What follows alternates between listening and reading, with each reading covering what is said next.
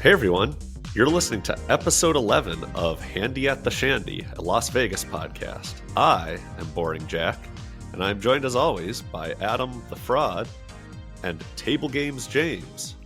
What's going on? Hey.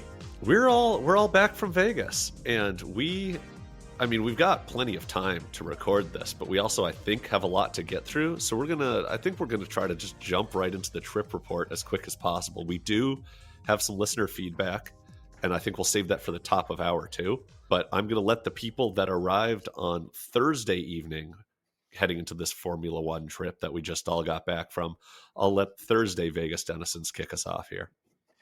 Yeah, and for those people who just stumbled upon this podcast and are like, what's going on? Well, for the past 2 months, we've been talking this trip up. And we kept saying we would talk about it.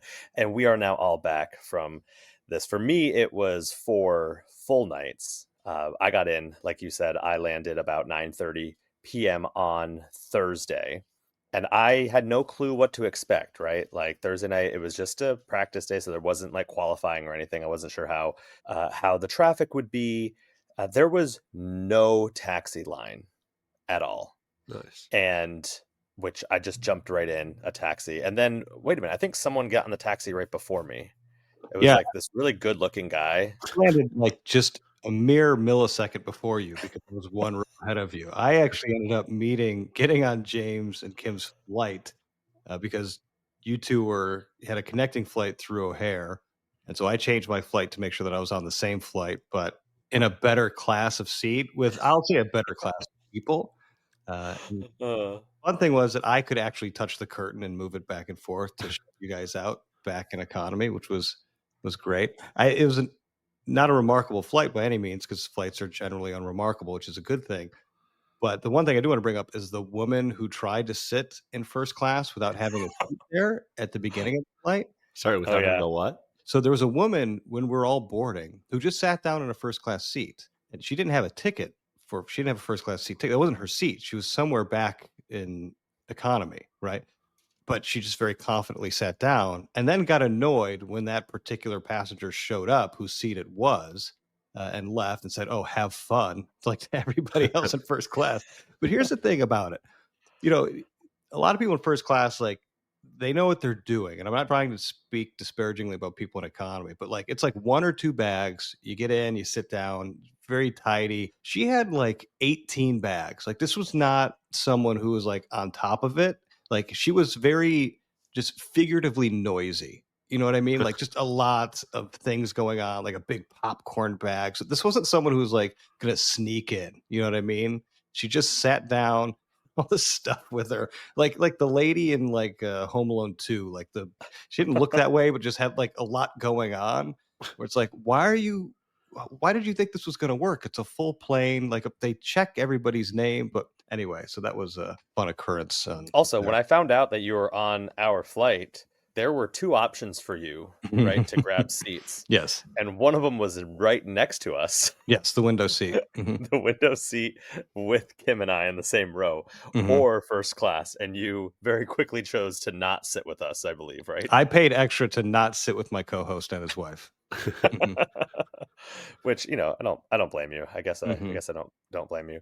And then when everyone was boarding the flight, UA 777 from lucky Chicago, flight. Adam turns around to Kim and I and says, "I think that's Jose Andres." And lo and behold, it was Jose Andres on our flight.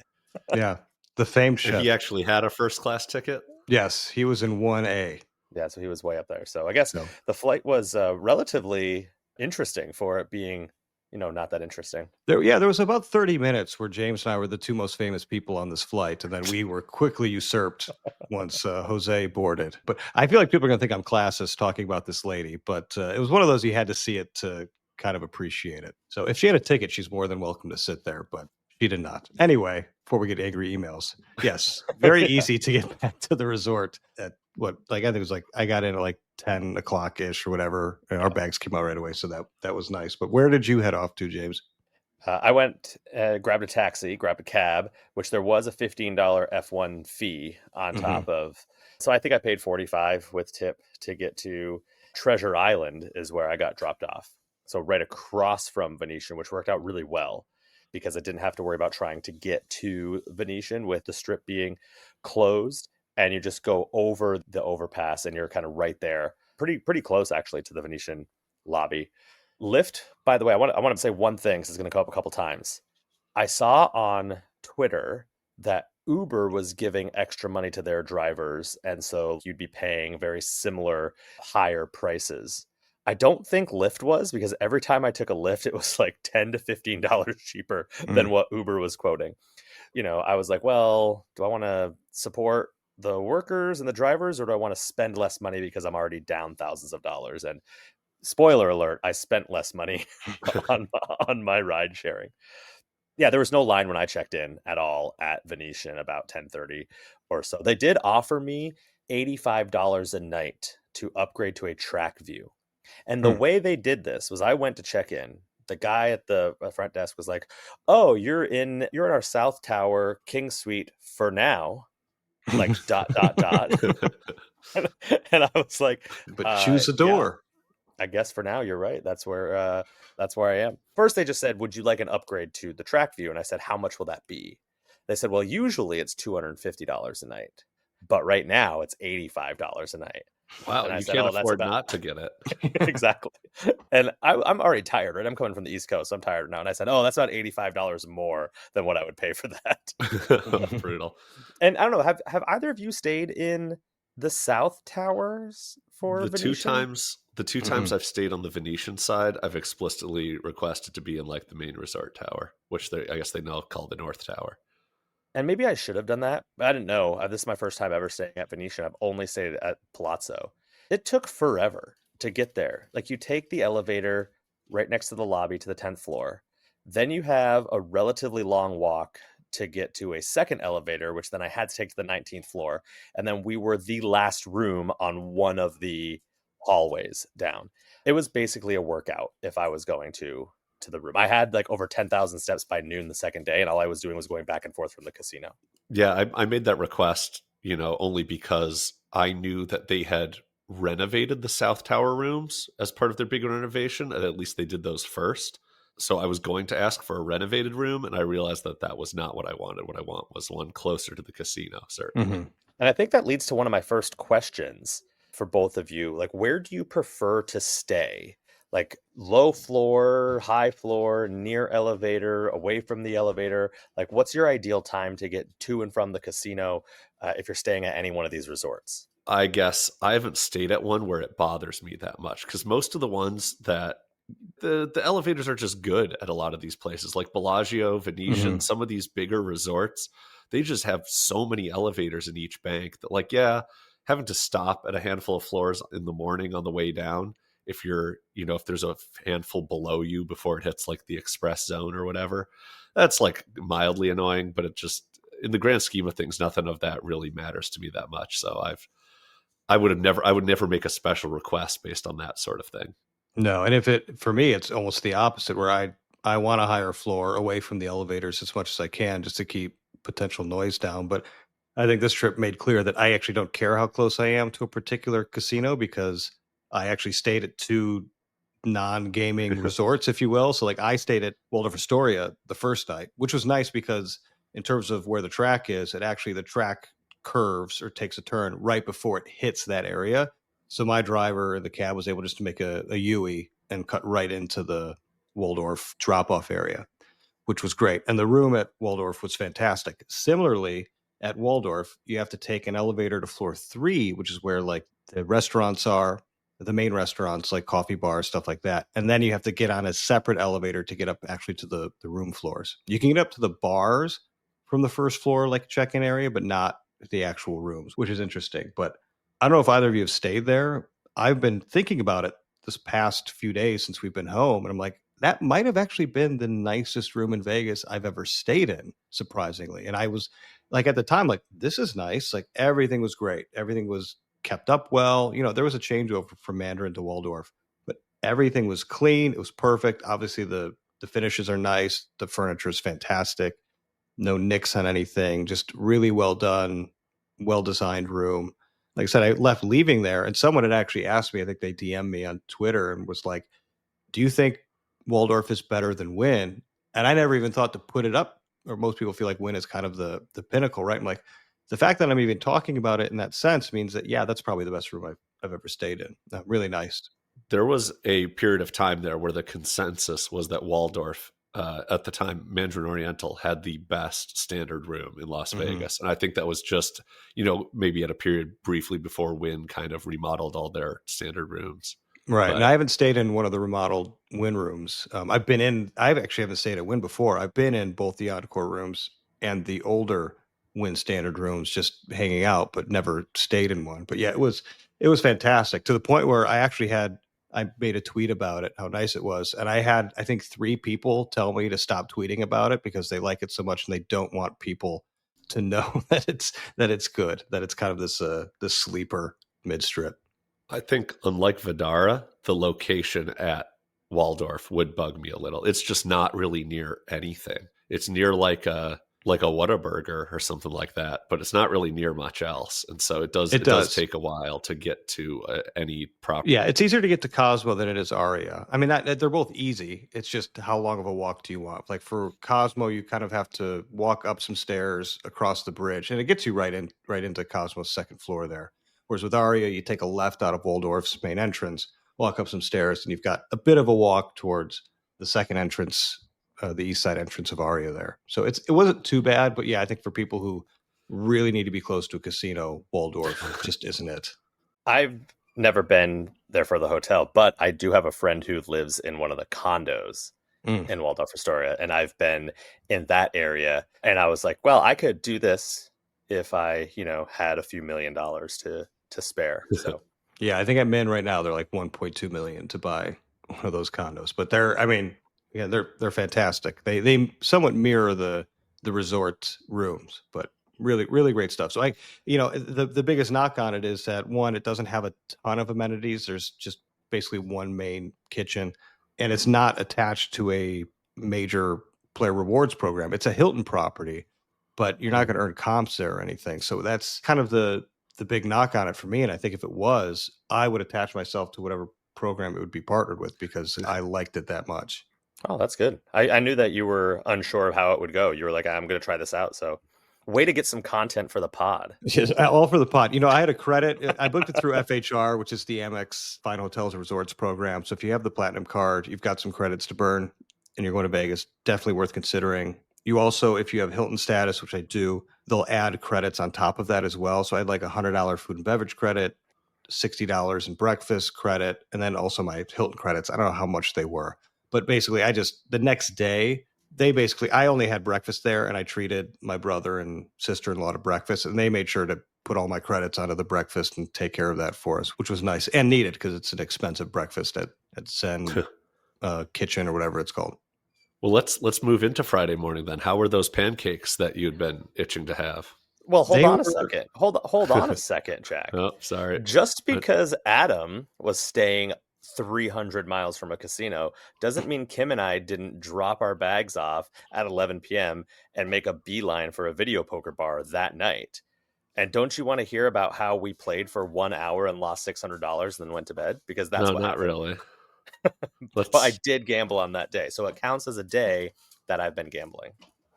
Okay, day counted. Put it up, folks. Now we're on a Friday morning. So James got in some gambling. Good for James and Kim. Friday morning, I did not get the pancakes, only because I felt I needed something a bit more, I don't know, healthy and hearty, because I didn't actually have any food besides the people at first. We had a really nice meal in first class, whereas I don't know what Gardettos and combos James and the economy crew were eating in the back, but I forego the pancakes and got some steak and eggs, which were fantastic. That is probably really good. One of the best I'm breakfasts. Hungry just thinking about the picture you sent that morning. Yeah, I put it on Twitter. It was probably one of the best breakfasts I've ever had in Las Vegas. I mean, I don't eat lavish breakfasts or anything typically, but it was just remarkably good. And everyone had something different. I forget what my brother and my sister-in-law had, but it was fantastic. The service was great. It wasn't very crowded in the morning. Really, really nice stuff. Well, I did not eat breakfast right away because I woke up on Friday morning. And by the way, Jack is like working I think, still, because he hasn't even thought about leaving for Vegas yet at this point on a Friday morning. I was wide awake at 5:30, like I am every time when I'm out in Vegas. Went down and played some slots, broke out even-ish, I think. I don't have it in my notes of if I was up or down a little bit. I'm sure I just had like a Tito and was going to and from different slots. But then I went to that bar right in the center of Venetian.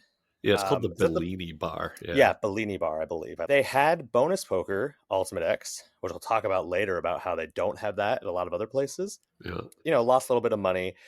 But the thing that bothered me the most, and I think this will come up a few times, no more Red Bull on the main floor for Venetian Palazzo. It's in my notes as well. Yeah. So I was forced to drink Ghost No Sugar, which was awful.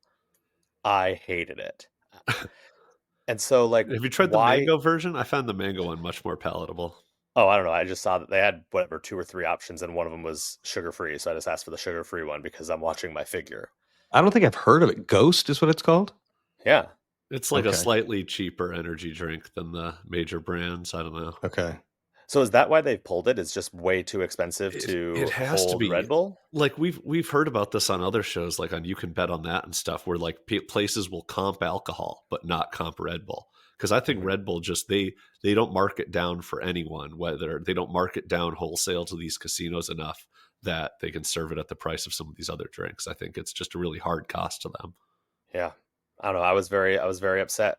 It was probably the tweet that got the most reactions of my entire weekend was the one that I tweeted that out. It's good. Put the pressure on them. I did end up getting my shave at the barbershop there, Venetian. It was expensive. It was more expensive than what it is at Wynn and definitely at the barbershop for Cosmo. They're all expensive, but this one was $109 before tax tip. But what I found out was that it includes the day pass to the spa. Right. That made a lot more sense once you shared that. Right. So that makes more sense. It was not the greatest. I'm not going to go back unless it's like fully comped or something. Let me ask you guys this. So if you were getting a shave, right, you're the only one in the space. What? Yes, naked is fine. Naked is fine. Yes. No. What would you expect the audio ambiance to be? Like, what music should they play? Sure, music, TV. Well, yeah. To be clear, I would expect there would be some like soft music playing of some sort, probably. Yeah. Maybe some Frank Sinatra in the morning, Right. So I show up at like 8:40, and I know the place opens at 9. I think it's going to be worse than that. No. Foreshadowing. 5 seconds ahead of the story. I get there. I'm the first one in there. There's no one else there, and there's the local news playing on the television. Oh, that's fine.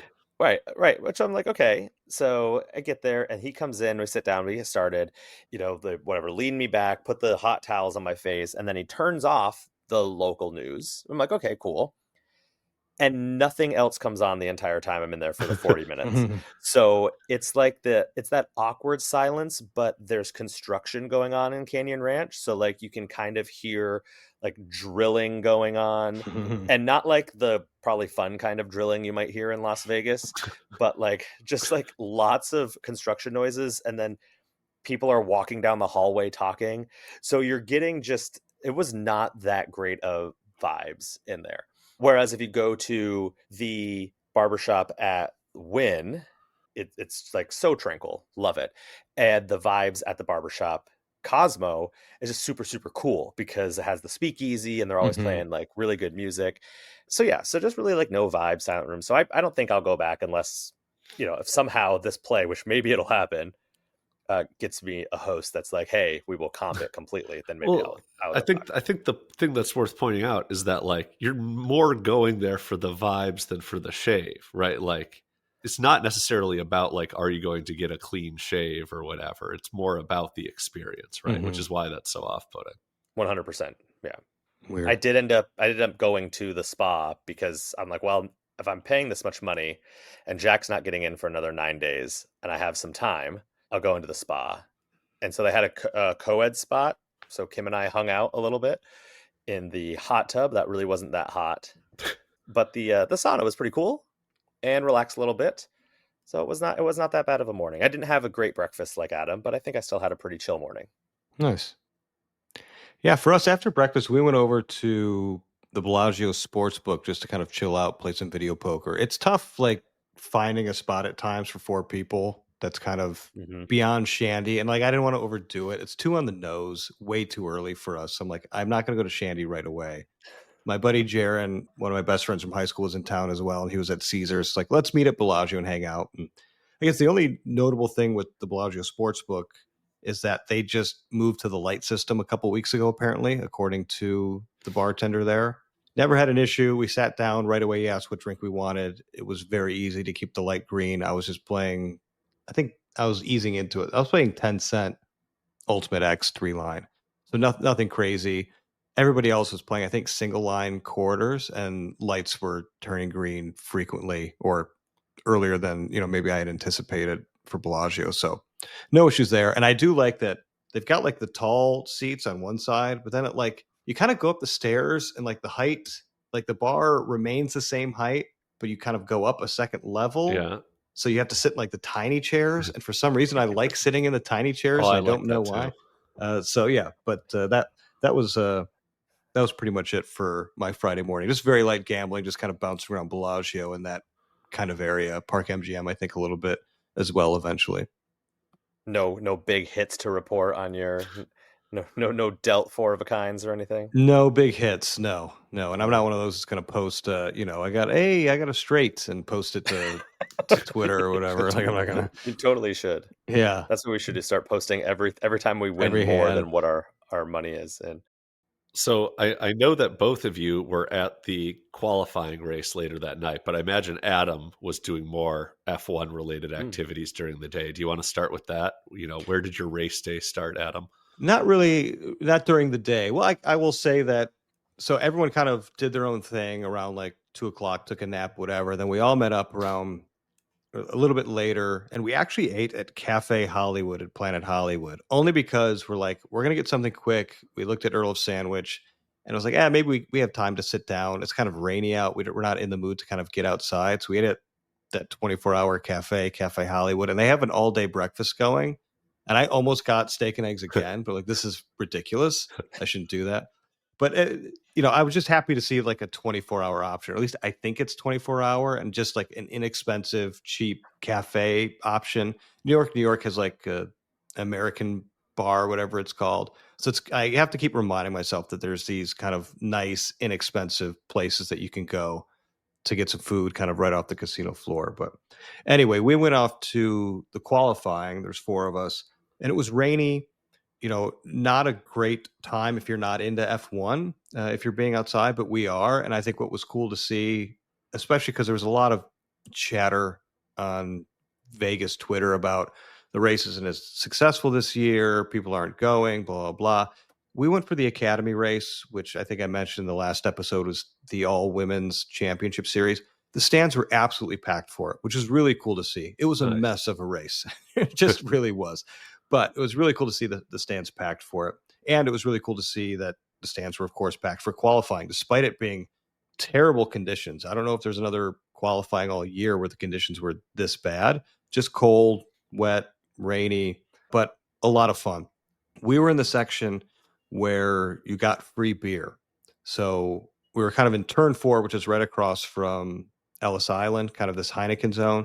So the Heineken beers, including non-alcoholic Heineken and water, was all free. Water is free everywhere, which is cool to see. Wow. And I'm going to go on a little bit of a tangent here, only because I got a question via Josh and Rachel. Actually, I think asked this. Excuse me if they didn't, but they said, "Do seats actually matter when attending one of these events?" And I will say, unequivocally, yes, they do. For qualifying, less so for me. For me, I just kind of want to feel the action, have the cars go by, just kind of get that experience, whatever. But I think for the race, you really want to sit in a place where you're going to get a lot more action. And for that, I'm kind of going into Saturday a little bit for the race, but I sat in the main grandstands. And the reason I wanted to do that was because I wanted to be near turn 1, which is traditionally where a lot of the mess happens and where a lot of the race kind of starts to shake out, right? If you can get away in turn 1 clean, you might have a good race ahead of you, but it's it's a high action area, but also you're right across from the pit lane, so you can see all the pit stops as well. At least most of the pit stops, at least the ones that are just kind of in your viewing area. So there's a lot going on when And you're in that's the a main thing, right, in grandstands. Formula One, that like on each course, the turns are formally numbered, right? Like someone Yes. could look up on a map today what's turn 4, what's turn 1, and see where you were Right. sitting. Yeah. Right. Exactly. I So we didn't like. really understand that kind of until you mentioned turn 1 enough that I Mhm. was like, wait a minute, this must be like an actual thing. Oh yeah, it's an actual thing. And the reason I chose where we sat for qualifying because I didn't want to pay that much. It was half the price of the main grandstand, and I knew I wasn't going to go all 3 days, so we just pick and chose two separate tickets for the days, and we had four on one day and only two of us on the next day. And I chose turn four because I knew that it's kind of an interesting corner. It's a tough corner at times, but once they get out of that corner, they're in a longer straight. They're in what's called a DRS zone, which is like drag reduction system. And in qualifying, what that Of means is course. their wings open up. So there's less drag on the car, which means they're going to go a lot faster, which is kind of really cool to see. So it's kind of a tricky corner to come out of, and then they can really pick up a good head of steam, which made it interesting during qualifying because it was wet. So you had some guys, their tail getting out from behind them. DRS is not enabled when it's wet out, so that actually wasn't a factor here, but something to consider for future races for people who understand what I'm talking about. But yes, it does matter. Someone asked about just getting separate tickets for separate days. I like doing that if it's going to save you money and you'd rather be in a nicer area for the main race. And if you don't go to all the events, like I don't go to the free practices typically, but mainly because I've been to these events before and I don't really feel that I need to. Lot of options there. I would say that the best ticket is probably the Bellagio Club, the Fountain Club, because that's where they're going to go the fastest. There's not many seats on the main strip. Having a ton of money and paying into the Bellagio Fountain Club, I think, is probably the top tier there. But really cool, really good to see qualifying. Great to see so many people there despite the conditions. But I know James was a lot more dry than I was that night. I was, yeah. We were at the Velocity Club in Venetian, thanks to friend of the pod, Josh Duffy, took me as his +1. So it was so much fun, legit. Like I had never been to any sort of racing at all, that NASCAR, F1, whatever. So just feeling like the power, we're really close to the track, just feeling the cars going by was really neat. And, it was wet. So, it was like really cool to kind of like watch that, which you don't necessarily see all the time with it. And it was completely catered by Venetian restaurants. So there was some bizarre meat. There was, insert all other restaurants that I'm not thinking of right now that were, Cote was were there, there. the Cote. new Yes, Korean Cote. steakhouse. Yeah. Grand Lux Cafe. Yeah, exactly. All the great ones. And, there was free champagne, free desserts. Super, super cool. You know what was not there, which is what I forgot to mention, Yardbird, because that's where Kim and I went for lunch.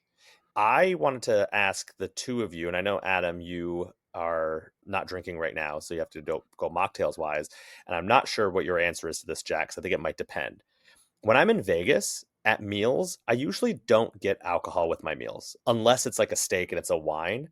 To me, it's for two reasons. One, for some reason, just food, like water's better matches better for me. I'm not like the type of person who's like, ooh, I need to have this type of alcoholic beverage with this type, with a burger or anything like that.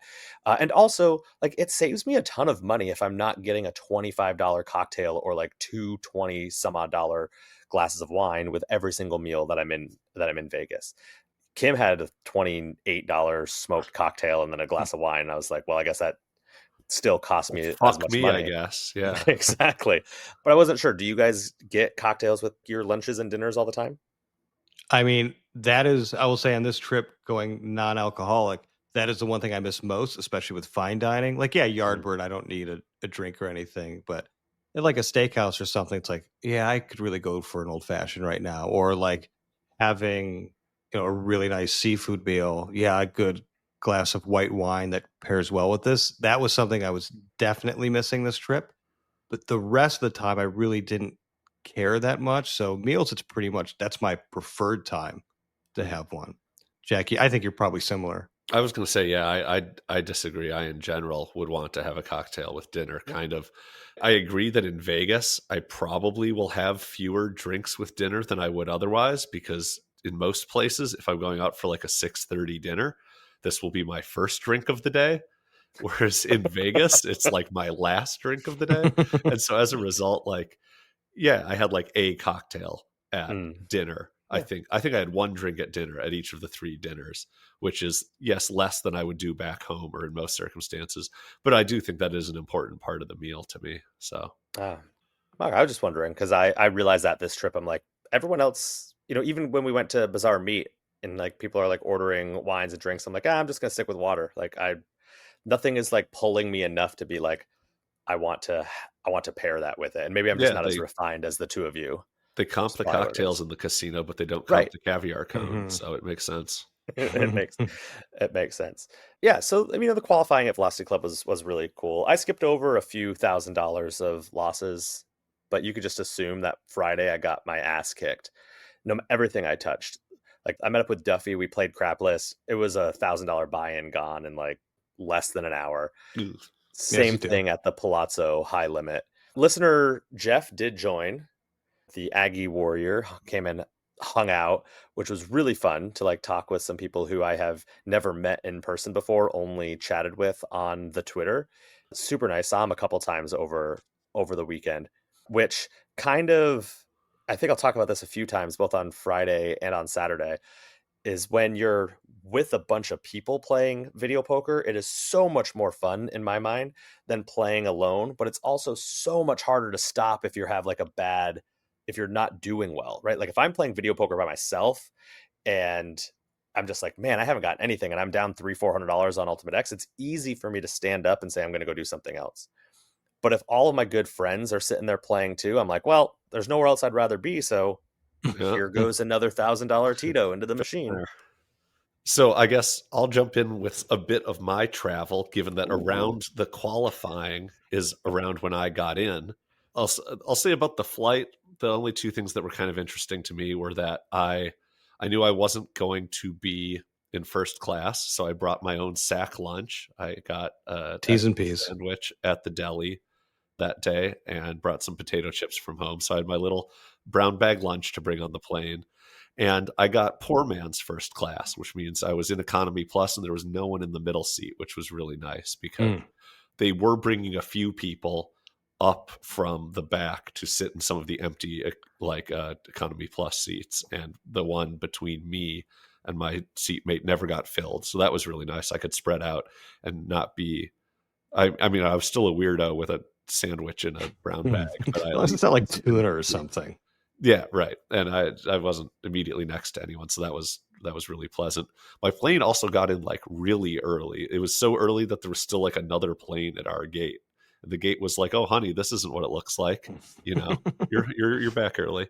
But the car to the hotel worked great. The driver was insistent that he could get me direct to the Venetian, instead of like the Wynn or one of these casinos that's not part of the interior of the racetrack. He didn't see it prudent to drop me off at any of those. And so we just kind of went this weird back way through the Flamingo Link Harrah's parking garage area. But then that got you right into the Venetian parking garage that kind of leads out to their main portico share. Got dropped off at Venetian. Again, like James was saying, no one in line, like not a soul. There was a couple people talking to front desk agents, but I was able to walk right up to an empty desk there. Yeah, like I said, asked to be somewhere in the main tower, and that was it. Dropped my bags in the room, and it was time to get down to Bar Luca because my buddy Ryan was on the property already, and so I said, why don't we meet on the Palazzo side? And I knew that James and Duffy would be wrapping up their session at the qualifying pretty soon after. Which we did, and I stopped by to say hello to you real quick because I had to get to a party. I had to go to a club. I went to 2 clubs on this, and neither were strip clubs. Not that I go to strip clubs a lot, but or kids clubs. Or kids clubs, right? It was in the middle, which was great. I dropped off a present to you, Jack. Yeah, I have that in my notes. So I'm sitting there. I've got me, Ryan, and Duffy all at Bar Luca, and James and Kim show up, and they got me a Handy at the Shandy branded syringe, which I thought was very cute. Medical grade. Oh yeah. So yeah, the first thing I did obviously was dip it into the cocktail I was drinking and pull some out and feed it into my mouth that way, because I figured that would be the most on brand. But I don't really have too much from that night after those folks came by, said hi, and left. I called it a night at a reasonable hour, maybe closer to 11, rather than the 10 p.m. bedtime I'd set for myself on some of these later nights. But I lost about like $500 and called it a night. That was kind of it for me. Yeah, so after qualifying, I went up to the room, met up with Kim, who was getting ready for the evening because we were heading over to On the Record to meet up with Adam. I had bought these new shoes, very nice white shoes that went with my outfit. And I was like, I've had these shoes before. They're relatively comfortable. They should be fine. I wore them and we walked from Venetian all the way over to Park. And about 3/4 of the way there, I'm like, these are giving my feet blisters. This is going to suck. And we made it there. We walked in the rain. It was raining for some of that over from Venetian. And like we're going past Planet Hollywood and we're going to go to the overpass right after Planet Hollywood coming from the Venetian to get over to Cosmo Park, etc. area. There's this huge bottleneck to get into the escalator. And Kim and I just go all the way to the front of the line and cut everyone. Like it takes us like a minute. They're the people who must have been waiting for so long. And we were just like, well, let's go to the other side and see if there's somewhere else you can go. It's like, oh no, this is the only way you can get up there. So then we just kind of squeezed in and just went up. And I get to the top of that escalator. It was a little bit of a dick move, but like, whatever. We get to the top of the escalator and I hear, hey, James. And I look and there's Adam. I'm like, oh, the timing of it. The timing was ridiculous. So met up with Adam and we got to walk over, met, his brother, and then met Jaron and the sister-in-law. So it was really cool to get to see you guys and earlier than trying to figure out, because I had so much anxiety about this whole, like, I'm going to show up to a club and not know where anyone is. And I'm going to be texting people. And there's going to be all these young, good looking people looking at me like, who's grandpa, trying to get into On the Record. So it was great that I could like go with you, knowing that I wasn't the oldest person. Was really great. Yes. Look, it's more like a grandpa. And that we showed up in our I have to say thank you to the UK clothing company Reese, who gave us these very nice McLaren massive jackets, these fleece jackets. So I actually met up with them and the Jack Daniels team on Thursday night, right after I went into Cosmo. They were there and they gave me and Jaron and Andy these beautiful, very expensive McLaren jackets for free. So thank you to them. That's who we're plugging this week, is unattainable clothing at unattainable prices, but they were very nice. And yeah, we went to On the Record, a fun time. If you've never been to Las Vegas and been to a party with my sister, just know that she's going to lead you around to every damn room that's in a particular club. That's just what we did. We walked into a room. Here's some free stuff. Like, here's some free swag. Walked to another room. Here's some free drinks. Walked to another room. Here's some more free drinks. So, but that did start. And thank you to Jack Daniels and their whole squad for letting us in and having some drinks. It did start my peevery of the trip as someone who is now forced to be sober, in that we get into one room and they have a menu of cocktails, and on there is actually 2 or 3 non-alcoholic cocktails, which was great. It was really nice to see. And I ordered one of the non-alcoholic cocktails and the bartender goes, "Are you sure?" And I'm like, "Yes, I'm sure." I didn't order it on accident. Like, that was not the first nor the last time that someone gave me grief for not drinking, which I think it's probably a cultural thing, but it's also very specifically a Vegas thing, because I mean, that's just the norm in Vegas. But yeah, it just kind of started this snowball of non-alcoholic nonsense that I found myself in at times. But overall, that place was packed. There was a DJ there. I don't remember his name. He's apparently very famous. A lot of people Discourse or something like that. Sure. Yeah, you could have said anything just there. You could have said Steakum, and I would have been like, yeah, that's him. Yeah. But people like knew his songs. Like, everything sounded brand new to me. Like, he was playing it off the top of his head. But people enjoyed him. It was a decent time. But that's just not my scene. So we got out of there probably more quickly than other people would want to stay in there. We did see some Vegas influencers in there too. Yeah, I feel like James might have texted around as early as like midnight that they were leaving. So I think actually the DJ, I believe, was done at 11 or 11:30. Like, it was an early so millennial. It was like so early. It was It's great. great. Yeah, I think the And party technically started during qualifying, right. actually, is when it was going on. So I think it was like part watch party, part actual party. And so, yeah, we kind of caught the tail end of it, which to me is perfectly fine. Yeah. Your sister was so welcoming. Like you like introduced us. She like gave me this big hug. It was like, oh, hi. And I was like, hi. Great. That's how Thank she you so gets much. you. That's You know, anytime you're out with her. My sister's name is Sarah. It becomes a thing, and so she tries to get me out to these things, and usually she'll play nice, and then you're out, and before you know it, you're out until 3-4 in the morning, and Yeah. it's a nightmare at that point. So I can definitely, I can see where that would happen. Yeah. So we did not walk back because my feet were so sore. Kim was like, my feet hurt too. You were And I'm going to like, have to okay, do good. like the post club holding your Holding heels my in your Yeah. hands. Like, yeah. cold and rainy. So I'm like, oh, I don't know how this is going to take us forever to get back, and it's going to be so expensive. And I open up Uber, and it's like $50. I was like, fine. But then I open up Lyft, it's like $13.75, and I'm like, yes, Screw you guys. Screw you guys. And I just like we just got dropped off at Treasure Island because I'm like, I don't want to go across the track. I don't know how to figure out that is, so I just got dropped off at Treasure Island really quick, which is great. But so I try not to have any regrets of gambling when I'm going out to Vegas. Like that's a big thing. I'm like, if I ever feel like, man, I might regret gambling, I should just not gamble it. Like that seems like a healthy thing to say, right? And this is the only time this trip where I'm looking back, I'm like, I should not have lost that money. And it's because we get back to Venetian. It's already past midnight. I know that I want to go on the walk the next morning with Jack. I'm already down like half of my budget for the entire trip on like the second day, or like basically a day and a half. And Kim says, let's get one more drink and play.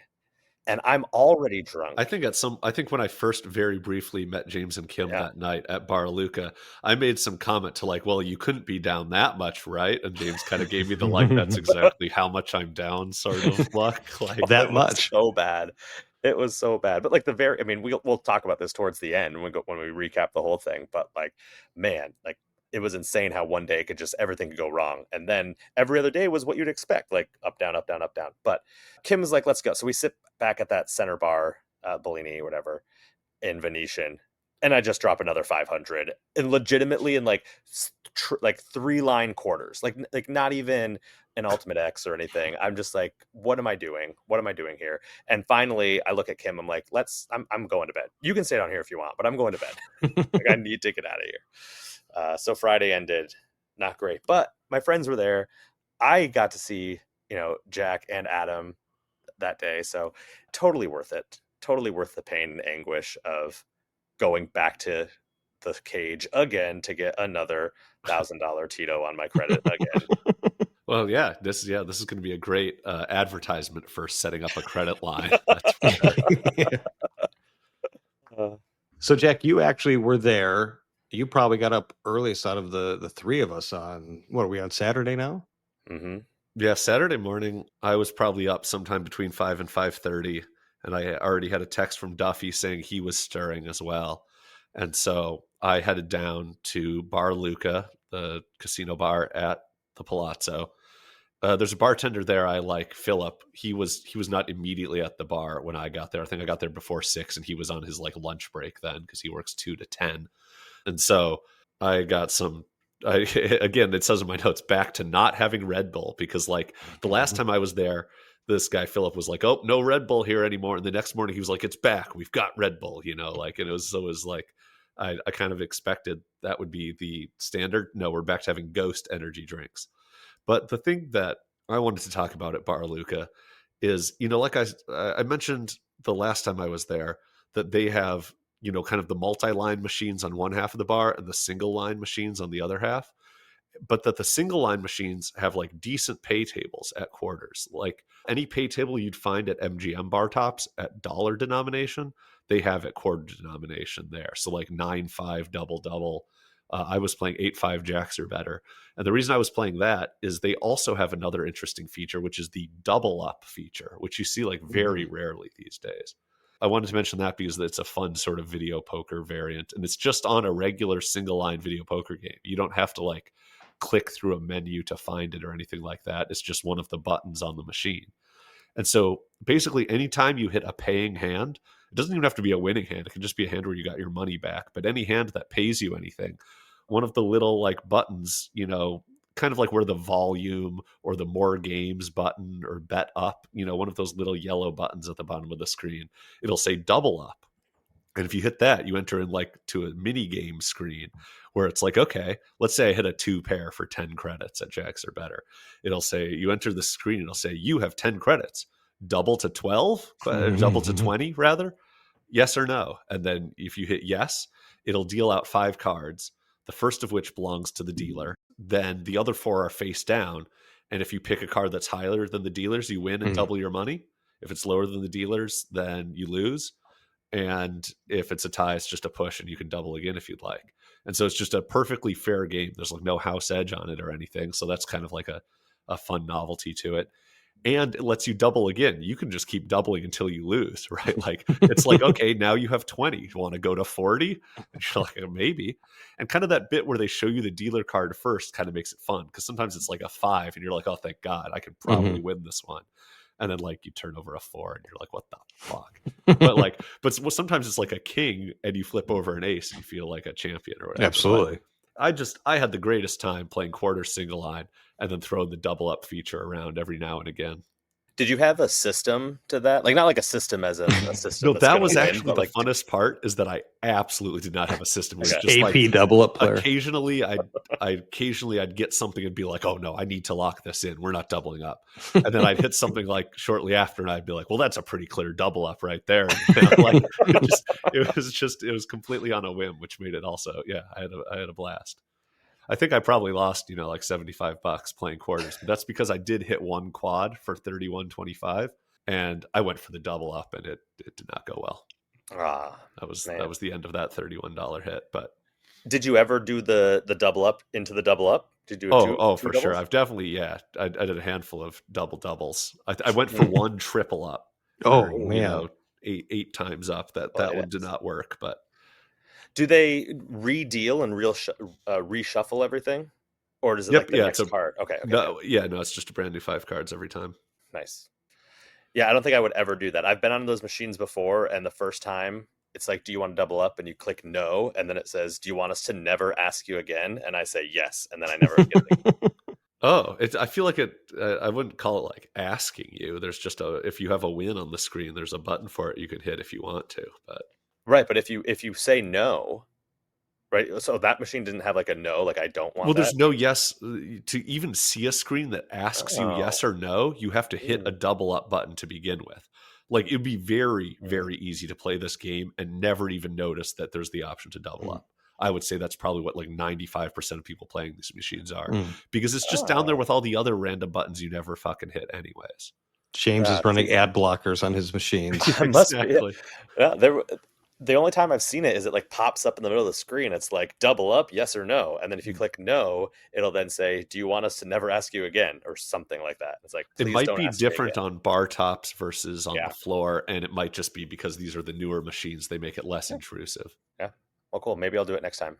My morning walk. I mean, I guess I'm still the only one awake at this point. I've got Duffy and my buddy Ryan joining me for the morning walk. We did the full loop all the way down to Mandalay Bay from Palazzo. So, and then once we did that, we went all the way back up to Venetian. There was a chance Ryan was going to try to peel off at Bellagio to like play some poker, but it was just too early in the morning for that. And so instead he came all the way back to Venetian with us. That's where we dropped Duffy off. So Duffy did Venetian, Mandalay Bay, back to Venetian, which was pretty cool. But then Ryan joined me on the full thing where I went back up to Fontainebleau and then back down to Venetian. And so we did kind of the full, 8-9 mile loop and got back in time. It was maybe like 10:15 in the morning by the time we got back. And so we had time to freshen up before the food court opened at 11. Nice. Yeah. And I was going to join. The plan was to join the entire time until listener of the pod, Dan, was like, hey, remember when you told me that you would come and watch some football with me Saturday morning? And I was like, oh yeah, I did say that when I was peer pressuring you into making this trip. I was like, yeah, and if you come out, we can watch college football together on Saturday morning. So what I decided to do was not go on the walk. And I took a Lyft, not an Uber, down to Circa early morning, like 7 a.m., 7:30 a.m. And friend of the pod, Dan, friend of James from a very long time ago before the pod, Dan, ended up comping me some breakfast using his comps on me, which I was very thankful for. And we found some 8-5 single line dollar bonus poker where like overlooking all the screens and everything. So watching game day and just having a drink, early morning drink, playing that, which the first thing I won at since I had been in Vegas, was like, this is great. I actually won some money. So I went over to, it's called the Mega Bar. Is that it? It's not Long Bar. Yeah. But it is the Long Bar. So then we went over to the bar to play. There's a progressive there. So we're like, oh, maybe we'll hit the dollar progressive. The bartenders just kept walking past. Like, there's a reason why two people who have drinks in their hands that are empty would sit down and put in $500 into a machine. It's because we're hoping a bartender will come over and get us a drink. And it took them forever. And Dan had to like do the whole like, hello type, raising their hand. And they finally came over. And I like pulled out a single dollar bill to tip. And Dan was like, oh no, we got to tip more than that. And I'm like, listen, I usually give $5 every time. Like, even if I'm just grabbing a beer, a lot of times if it's like I have a $5 in my pocket, I'm just gonna throw a $5. But if I have to like wave you down when no one's else at the bar, like, you're getting a single. That's the way that I'm going to do it. And maybe I'm just an asshole, which is probably true. And I know we might talk about some tipping things in the second hour here. But I wanted to mention that, even though it was a very uneventful session, except for that thing. It's like, really, like, come on, like, you obviously saw us sit down. Like, what's going on? Yeah, I don't know. I feel like, because very often I'm kind of engrossed in the machine, once I finish a drink, I'm not necessarily certain what I'm about to order next. I kind of give them some grace if they ask me like, kind of, what drink do you want? And I say, I don't really know. The ball's now kind of in my court to then ask them for a drink when I'm ready. But like, when you immediately sit down, that does strike me as pretty odd. Mm-hmm. Mm-hmm. Yeah, I agree. Yeah. So it was a fine time down at Circa. I think I ended up losing $100 total after playing and placing some bets in the first half of the Missouri game. And then it was off to Wizard of Oz. So Kim and I offered it up to the entire group if anyone wanted to join us. No one wanted to. No one wanted Crazy. to spend $200 to go see a movie. Wonder why. But honestly, it was a really, really, really fun, unique, super cool experience. And I'm glad we did it. I think it was totally worth the amount of money that we spent for it, which was, I think, $190 a ticket because it was on the Saturday. Holy. Yeah, so it was a lot. And then we ended up eating lunch there because we didn't have time to grab lunch elsewhere. So that was like another $20 a person for a drink and some chicken tenders or whatever. But I would go again for other films. I wouldn't go and see Wizard of Oz again because I got to experience everything when they drop things. There's snow and there's wind and there's a bunch of cool stuff. But I would go when they do other films. I definitely would go. And that's talking Wizard of Oz. I was trying to think of other movie, like a lame movie they could do there, like Day After Tomorrow, that would work, but that's not. Yeah. So I should have mentioned it before, but on Friday, we're on Saturday now in terms of the timeline of how we're talking about events. But on Friday, I had actually moved over to Vidara, so I was only at Waldorf for one night. So we're at Saturday now. I'm at my second day or so at Vidara, and I will say, probably the most disappointing room I've ever had at Vidara. So I had a Vidara suite, 52nd floor, high, nice, away from the elevator, just like I like it. But the condition of the room, it felt like Caesars was running the place. Really not in the best condition. The reason I chose this room is because I'm now obsessed with the idea of having a washer and dryer in my hotel room now after going to Disney so many times and having it. I felt like smoky casinos, many nights I can pack lightly and just do quick loads of laundry to freshen up. I don't think I mentioned, but on my last trip, I spilled a drink all over myself, like on the first night there. Mhm. And so I just like washed my pants in the sink and threw them in the dryer. And so like, I didn't have to do like a load of laundry, but I saved myself from embarrassing stains. At Vidara, you had that? Yeah. Oh, you're at Vidara. Yeah. It's a really convenient thing. And then just having a microwave and a big fridge and stuff like that. Like, it's, big room, suite with the closed off kind of living area, and then the main bedroom. And I just, like I said, it just wasn't in the best condition. I was probably a little bit bummed because I had a south facing view too. So like that didn't help my mood. But It's still a great property. I still like it there, but I'm probably going to give it a break for a bit. This is the second time I've stayed it the last 2 years now at Fedora, but I feel like I probably should go somewhere else and just learn how to pack a little bit better at this point. So for the morning and like into the afternoon, so my buddy Jaron was at Caesar, so we were just kind of mulling around. We went to Bellagio at one point and played. Well, we played Hens, not Rich Little Piggies, but the Hens version. Rich Little Because- Hens. Yeah. Is it Rich Little Hens? I didn't think it know if is. they had Yeah. if there's some like alliteration or whatever, but Because of all that alliteration with Rich Little Piggies. yeah, RLP, Anyway, Jaron likes that game. It's one of the games that the APs sometimes like because it's got that persistent what's the phrase here? Persistent bonus? Yeah, that's right. I'm thinking I'm overthinking. Yeah, the it. amount of free games you get counts up, and it stays Right. there until it keeps going up until it gets hit. So Yeah. And the Jaron's number- one of those great guys who he doesn't actually care where the free games are at. He's like, I'm just going to play the game because I like it. I said, okay, I'll play it too. And kind of, it was like this unspoken agreement of he's going to start first. When he's done playing, I'll play the game because we don't want the free games to get run up and then someone else taking it.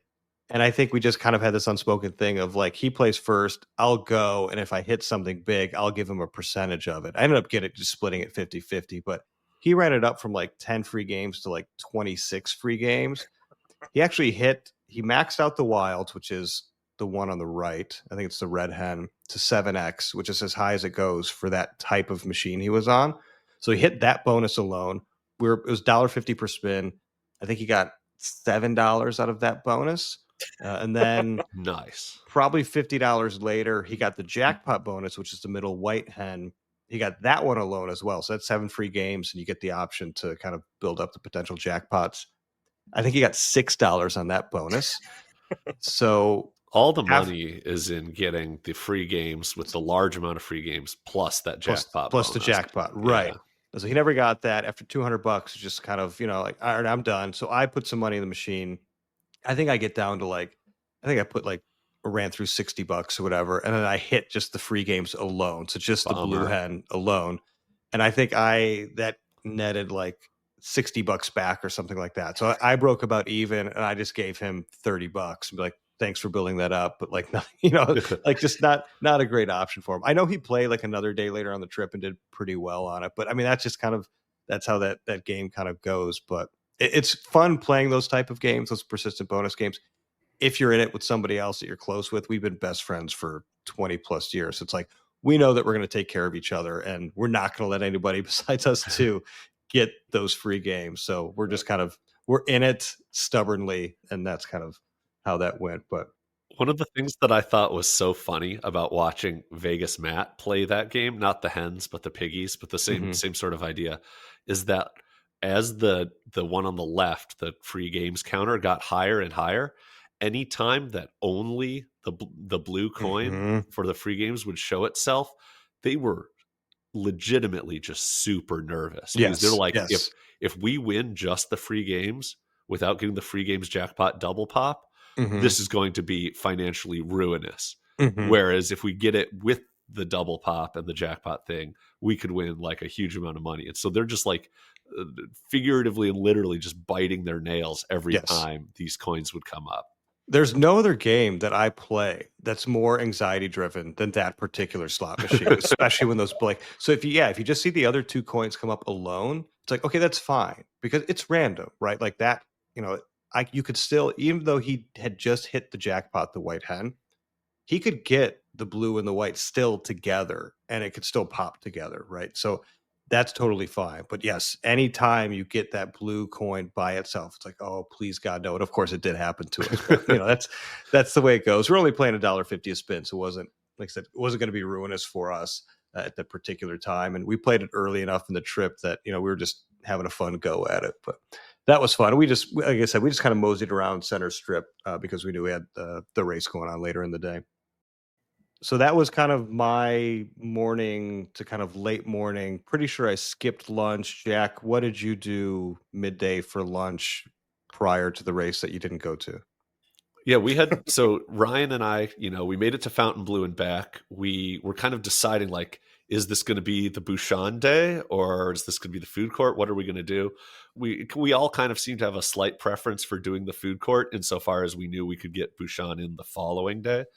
And so that's what we did. We just said, hey, 11 p.m. or 11 a.m. we'll meet at the food court. One funny thing that happened to Ryan, he was playing briefly at the Bellini bar, and he was doing that last hand where you go down to 5 credits a line at Ultimate X to play off your existing multipliers. I think he had like a 2x and a 3x on the screen. And he was like, one thing I absolutely don't want right now is to get a full house, because then you're just kicking yourself because there's going to be no 12x coming. And it's like, what's even the point? And then he gets like a pair of 2s dealt to him. And he's like, I mean, I don't want a full house, but I mean, I could get quad 2s. And as he says that, he hits the button, 4 of a kind 2s, wow, 3x for $300. Doesn't have any more multipliers to play off, cashes out, and we go get our lunch. So that was kind of awesome. Was a fun called shot. Like, he said it as he was hitting the button, and as he says quad 2s, the 4th 2 appearance on the screen. That kind of little bit of magic for us there. The only thing I'll say about the lunch is I ate at the taqueria at the food court. It's called BS Taqueria. I imagine that's a joke. I mean, maybe it stands for something. You know, maybe it's kind of like our podcast, where it's very clear exactly what our podcast means, but there's a little bit of subtext if you have a dirty mind. Anyways, I thought the street tacos I got there, I thought were really good.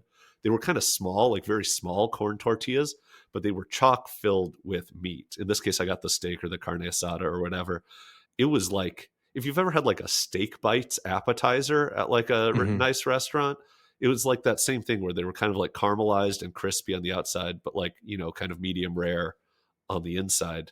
So it made it kind of feel like they were cooked to order, as opposed to, you know, like a Chipotle thing where they just have a big steamed vat of meat just kind of sitting out. And maybe it's because we got there right when it opened, or maybe it's just because the food there's really good. But I thought the actual meat in the tacos was great.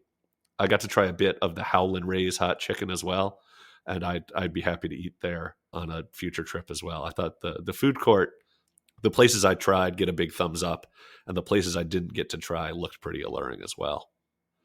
It's looking like we're at the hour mark already. I mean, who knows what it's going to be like when I cut out most of what Adam said, but I think we can stop here for hour 1, and then hour 2 will pick up in the afternoon gambling, drinking, Palazzo high limit section. And we'll also pick up with whatever Adam did. And you'll hear us get to do our Palazzo high limit room, our favorite place to play video poker. And then also hear about the race. Well, yeah. That thing. If we have time to leave it in, I'll leave it out of talking about the race, yeah. Okay. All right, but for Adam the Fraud, for Table Games James, I'm Boring Jack, and we'll pick up with some listener feedback and the remainder of the trip report in hour 2. Take care, y'all. Thanks for listening.